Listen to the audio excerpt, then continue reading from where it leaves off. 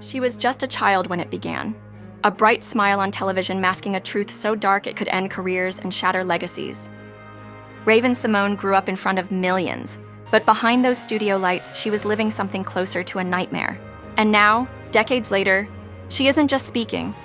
She's tearing the mask off a man the world once called America's dad, a man whose empire was built on fake laughs, staged affection, and according to her, an iron-fisted control that destroyed more than reputations. She says he destroyed lives. And one of those lives was Malcolm Jamal Warner's. She remembers the moment vividly. "You'll disappear like Malcolm," he told her. And then, like clockwork, Malcolm was gone. A drowning. No witnesses, no thorough investigation. Just a casket quietly flown home under headlines that felt too neat, too clean. It should have been the end of the story, but for Raven, it was the beginning. Because she knew the man behind the smile wasn't just dangerous, he was untouchable. And she says that's why Malcolm's death wasn't an accident. It was a warning, a silencing, a message to anyone who thought about stepping out of line. Raven claims she's seen the threats, heard the whispers, watched the cover-ups. She's kept the voicemails, the erased messages, the names, the dates, the receipts, and now she's laying it all out, because this isn't just scandal. This is betrayal buried in fear and wrapped in Hollywood charm. If she's telling the truth, then one of the most beloved TV legacies in history was built on something much darker than anyone imagined. Raven wasn't supposed to speak. She was supposed to smile, wave, fade into nostalgic reruns like every other child star. But she didn't fade. She watched. She waited. And when the time came, she broke the silence.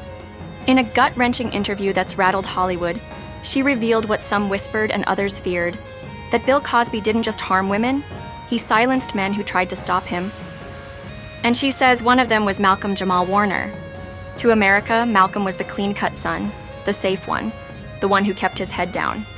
But off camera, Raven says he was changing. He was asking questions, demanding transparency, and slowly stepping out from under Cosby's shadow.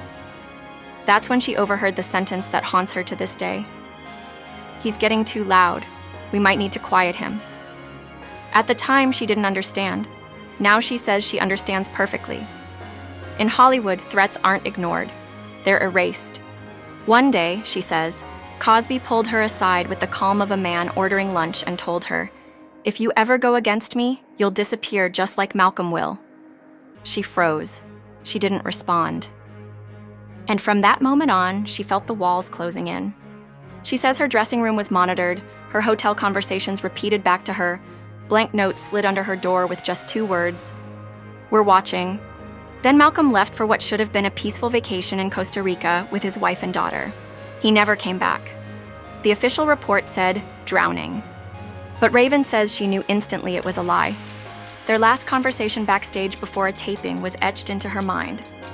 Malcolm leaning in to whisper, "One day, I'm going to tell everything. But first, I have to make sure my family's safe." When he died, she didn't scream or cry, she froze. Because to her, this wasn't just death. It was a message.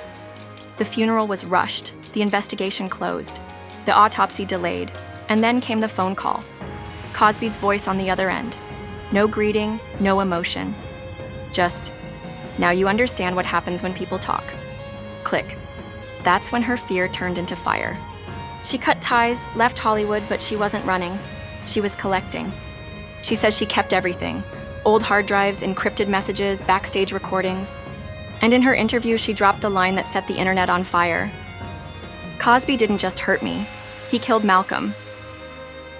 A source inside NBC's archives later confirmed that there was footage. A heated argument between Cosby and Malcolm months before his death. Officially, the clip was labeled corrupted and lost. Unofficially, a 17-second fragment leaked online. No sound, just Cosby red-faced, teeth clenched, finger jabbing, Malcolm standing his ground before walking away. A former set technician claimed he heard Cosby mutter, "You talk and you're done." Malcolm had been keeping an encrypted digital journal, voice memos, contracts, recordings, what he called his life insurance. It vanished within hours of his death. The cloud logs show it was accessed 6 hours later from an IP address in Los Angeles, just 2 blocks from a property owned by a shell company tied to one of Cosby's former attorneys.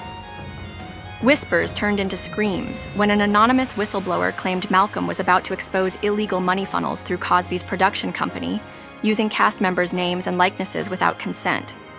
One of those names? Raven Symone. He had told her about it, shown her documents. She believes that's why he died. Days before his death, he sent her a short message. "If I go quiet, it wasn't my choice. Tell ICE."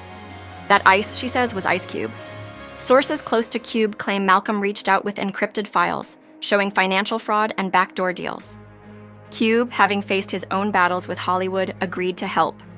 Now he's funding a private investigation with ex-FBI agents, cyber analysts, and forensic divers returning to the site in Costa Rica.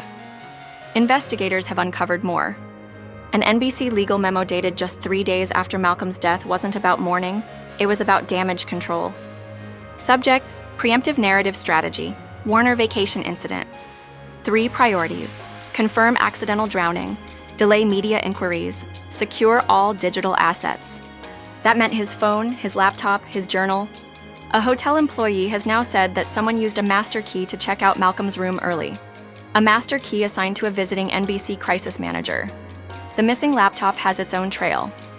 A former New York storage contractor, speaking under a false identity, says he was paid $30,000 in cash to remove a metal briefcase and 2 devices from a unit linked to Pudding LLC, a known Cosby shell company.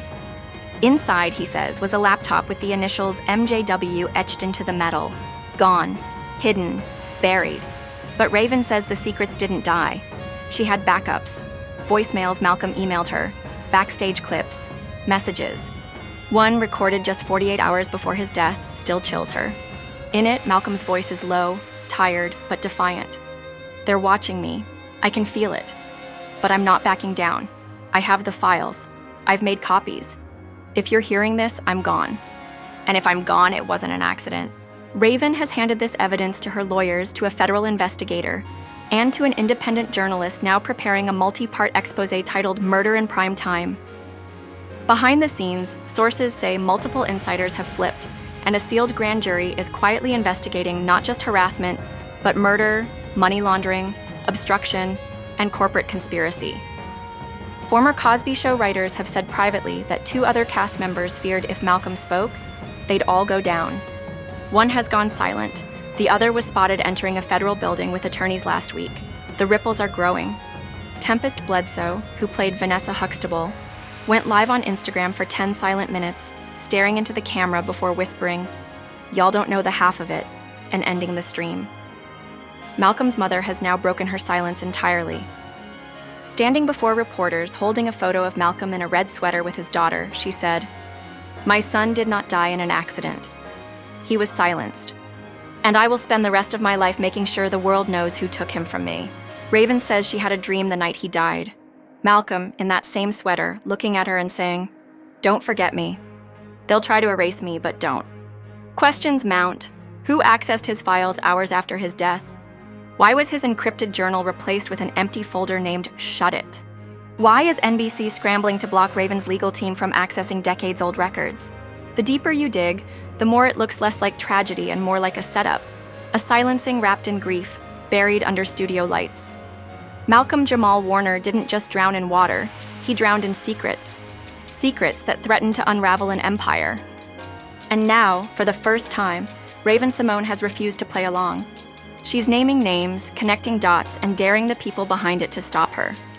Maybe you still believe The Cosby Show was harmless family TV. Maybe you think Malcolm's death was just bad luck on vacation. But after hearing this, can you really believe that? Or do you see what Raven says she's been seeing all along? A carefully staged smile hiding something rotten? This isn't just a video. It's part of a movement. A call to keep asking questions, to keep digging, to keep the pressure on. Because if what Raven's saying is true, then this was never just about one man's misconduct. It was about silencing anyone who got in the way. So, take a breath and let it sink in. If you've made it this far, you already know this wasn't an accident. It was a message. Malcolm Jamal Warner was taken from his family, from the truth, from the future he was ready to fight for. And the woman who stayed silent for decades has finally spoken. If this story moved you, if it shattered what you thought you knew about Hollywood, then don't scroll away. Leave your thoughts in the comments. Share it with someone who still believes the myth. Let them see what might have been hiding behind the laughter. Because this time, the silence doesn't win. And if Raven's right, the truth is coming, whether they're ready for it or not.